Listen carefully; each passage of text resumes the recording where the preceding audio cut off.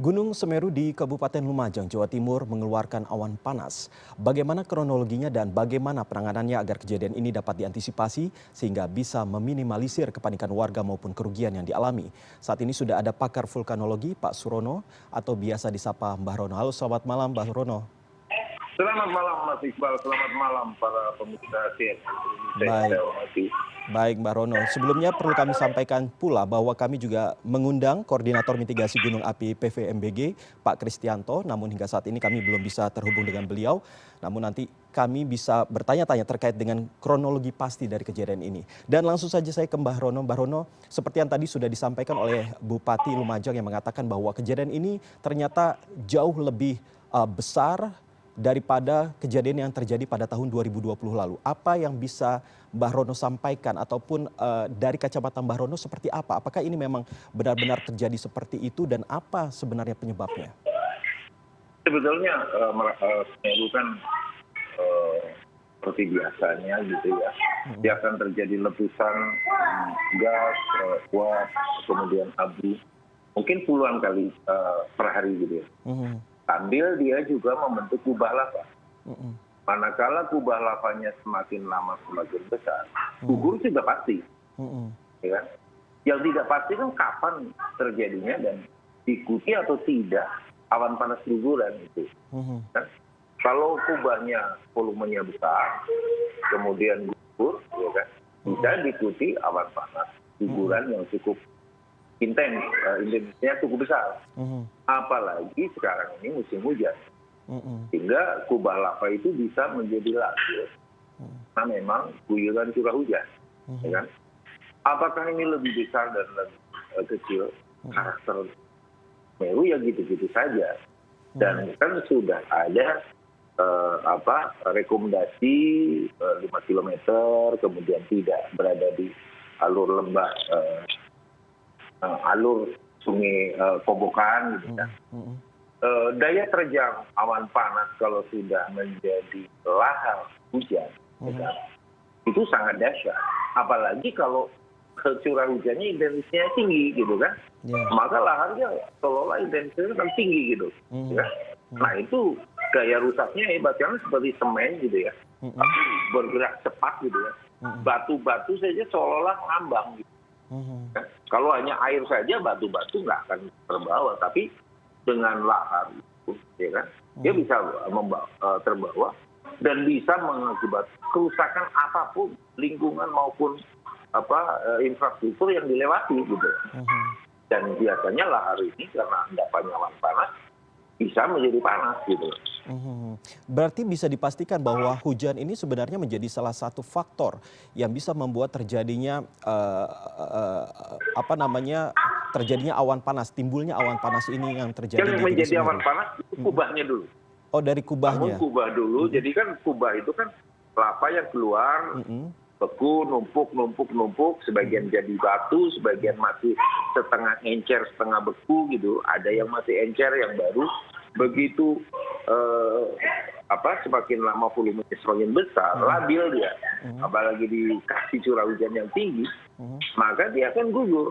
Dan gugur itu memproduksi awan panas yang berupa gas, kemudian abu, kerikil, krakal, sampai bongkah gitu.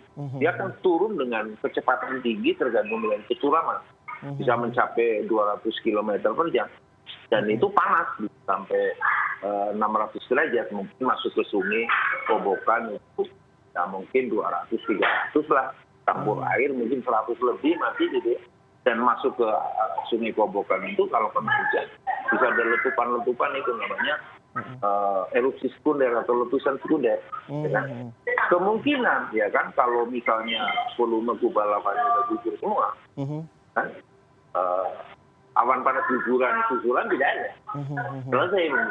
Tetapi lahar ini akan terus-menerus, prosesnya masih lama. Tergantung nanti curah hujannya seperti apa. Kalau sekaligus mungkin sekali tidak lama tapi besar gitu. Tapi hujannya nyicil ya mungkin kecil-kecil saja. Tetapi semua itu kan rezeki yang diberikan oleh Semeru bagi masyarakat sekitarnya. Karena itu emas hitam di situ. Bahwa infrastruktur yang terjang lahar ya pasti ada. ya kan? Oke. Nah, Mbah Rono, ini kan kita berbicara soal kejadian yang tadi sempat membuat warga panik. Nah, Iya. apakah ini sebenarnya memang tidak bisa kita prediksi begitu? Mengingat bahwa kita juga memiliki alat-alat, PVMBG memiliki alat-alat yang luar biasa begitu, dan alat ini selalu dipantau. Ya, Apakah? begini. Tadi sudah saya sampaikan bahwa Merapi, Semeru itu membentuk kubah lava dan kemungkinan gugur. Makanya PVMBG memberikan status hak gunung api Semeru itu waspada. Ya kan? Hak masyarakat untuk mengetahui kalau waspada itu saya harus berbuat apa, ya kan? Agar saya selamat kan gitu. Misalnya radius sekian tidak boleh, misalnya 5 kilometer, jangan beraktivitas atau hati-hati waspada tinggi bila beraktivitas di Sungai Kobokan. Setiap saat bisa terjadi lahar. Semua sudah ada di situ. Gitu. Nah sekarang bagaimana masyarakat memahami itu? Nah kan dari dulu ya Semeru ya awan panasnya mengendap ke besok Kobokan ya itu aja. Itu kan. Dan kemudian ada awan panas guguran terlepas lebih besar lebih ininya ya sarangnya ya itu aja. Nah, itu. Jadi kalau kubah lava gugur itu sudah pasti. Tetapi kapan terjadinya itu yang nggak ilmu dan teknologi nggak ngerti gitu loh. Oke, tidak bisa dilihat dari ciri-ciri apa yang akan terjadi begitu melihat dari segi mungkin kegempaan ataupun curah hujan seperti yang tadi sudah disampaikan oleh Mbah Rono. Kalau letusan ya, kalau letusan bisa dilihat dari kegempaan. Ini barang nemplok begini, lama-lama besar, lama-lama besar. Terus suatu saat longsor. Ya kapan longsornya kita nggak tahu. Kalau suatu saat ditumpuk gitu loh. Ya. Waktunya kapan kita nggak tahu. Kalau letusan yang dibangun oleh kegempaannya mungkin bisa. Tapi mitigasi kan bukan masalah ramal-meramal. Kalau longsor itu sudah pasti terjadi. Arahnya sudah diketahui. Warningnya sudah statusnya sudah diberitahu. Dari status itu apa yang harus diperbuat oleh masyarakat, boleh dan tidak boleh, ada constraint dan tidak ada constraint, itu sudah tahu. Kan mitigasi kan begitu. Bukan masalah ramal-meramal. Ilmu dan teknologi itu kan menjadi tidak ada artinya apa-apa. Karena masyarakatnya tidak mau berdamai dengan mati. Bukan masalah ramal-meramal. Kan misalnya gini, Mas tahu lah, mendung itu tanda-tanda mau hujan. Terserah Mas itu mau bawa payung atau tidak. Tetapi pertanyaan saya, pastikah akan terjadi hujan? Jam berapa itu mau hujan? Berapa volume curah hujan? Kan nggak tahu. Yang penting gue bawa payung, mendung tanda-tanda hujan. Kalau hujan saya udah bawa payung, ya kan? Tidak hujan ya tidak apa-apa. Gitu. Sama sebetulnya. Longsor udah pasti. Kapan? Ya nggak tahu. Batas-batas daerahnya itu udah dikasih tahu. Ya sudah, mari kita sama-sama berhati-hati gitu loh. Tapi kalau menurut catatan dari Mbah Rono sendiri, sebenarnya sudah berapa kali hal ini terjadi dan apakah dari kejadian-kejadian, kalau saya tidak salah ini dari 1818 ini Pak kejadian ini pertama kali. Mungkin Bapak nanti bisa lebih menjelaskan lebih detail. Saya tahun-tahunnya nggak tahu lah gitu ya, nggak hafal gitu. Nah, tetapi cirinya ya itu aja. Dia akan berulang terus setiap waktu begitu. Gini lah ya kan, bencana geologi misalnya ya sebagai contoh, tahun 2006 gempa terjadi di Yogyakarta, atau 2004 tsunami terjadi di Aceh. Pertanyaannya, apakah akan terjadi lagi? Pasti kita bilang. Yang tidak tahu tuh kapan. Alam itu jujur karena pernah terjadi akan terjadi lagi gitu.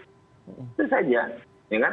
Bahwa apakah kita kekurangan teknologi, apakah kita mampu atau tidak mampu, itu secara holistik masyarakat dengan para teknokratnya itu bersama-sama beradaptasi dan mitigasi dengan gunung apinya.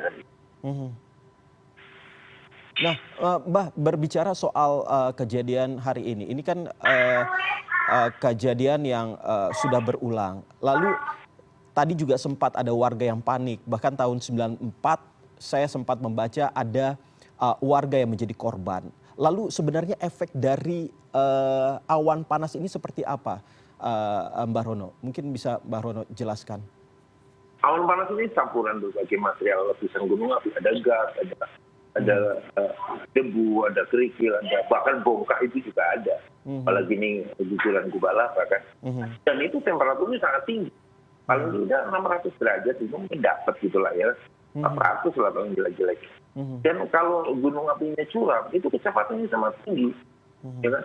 Kalau barang panas lewat di dekat kita kan kita nggak usah langsung, kalau tersentuh kita langsung gosong gitu kan. Di sekitarnya aja, karena uap panasnya kan bisa bermasalah gitu. Apalagi temperatur tinggi kan, di atas katakanlah 200-300 gitu kan. Mungkin tiba-tiba badan kita itu kering gitu. Dengan 2/3 kita isinya air, tiba-tiba kering ya selesailah persoalan hidup kita kan. Nah itu yang terjadi gitu kan. Dan kemudian kepanikan itu selalu ada. Ya kan, kepanikan sesuatu yang datang tiba-tiba. Ya kan? Seolah-olah dunia mau kiamat. Saya juga panik lah kalau ngadepin seperti itu. Walaupun sering terjadi gitu kan. Kalau kejadian sering terjadi kan oleh tahun. Ya tetap saja gitu kan. Melihat dalam begitu, takut juga gitu loh. Oke, tapi sejauh ini bagaimana Mbak Rono melihat apa yang sudah dilakukan oleh pemerintah terkait dengan perlengkapan, lalu juga mitigasi bencana yang dilakukan? Apakah sudah berjalan sesuai ataupun sebagaimana semestinya, atau justru ada yang harus lebih difokuskan oleh pemerintah agar kejadian seperti ini bisa diantisipasi? Tidak ada yang sempurna di dunia ini. Sempurnanya ini kurang saja.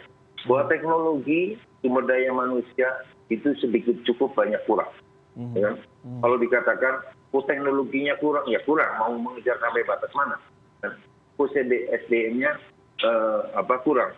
Saya lebih banyak menghasilkan dokter anak buah saya waktu saya jadi kepalanya kan. Ada juga dokternya. Tapi kalau dibandingkan dengan Jepang, satu gunung api 5 dokter sampai 10 dokter, ya kurang. Ya kan? Nah sekarang beginilah. Mitigasi itu subjeknya kan manusianya, bukan teknologinya. Sehebat apapun sampai teknologi, kalau masyarakatnya tidak mau mengerti dengan alamnya, ya kan, mana masyarakat sebagai tamu, alam sebagai tuan rumah. Layaknya seorang tamu itu harus mengerti adat istiadat yang punya rumah. Nah, bagaimana? Dan mitigasi gunung api itu bukan masalah ramal-meramal. Kalau menurut saya teman-teman, saya tidak fair lah. Karena saya mantan di sana dan mereka adalah mantan anak buah saya. Kita bisa menilai. Ya. Coba baca rekomendasinya seperti apa. Kalau saya melihat rekomendasi dan apa yang dilakukan oleh pemerintah daerah, apa yang dilakukan BPBD, itu sudah bagus. Nah, bahwa sesuatu yang datangnya tiba-tiba, ya kan, memang sulit. Bencana itu terjadi pada saat kita saat kita ada kelengahan di sana.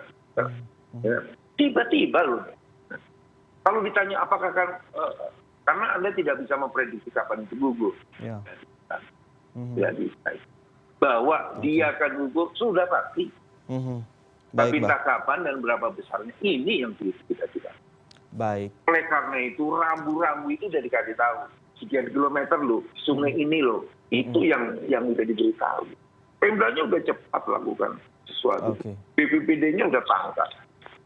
Baik Mbak Rono. Tentunya ini lagi-lagi membuat kita semakin bisa mengerti bahwa kita memang berada di lingkungan yang patut diwaspadai terkait dengan bencana. Setidaknya kita bisa dalam tanda kutip bergandengan tangan begitu, bisa memahami keadaan seperti ini.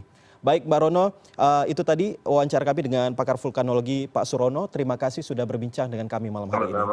Selamat malam, semoga ini bermanfaat bagi. Baik, selamat malam Pak.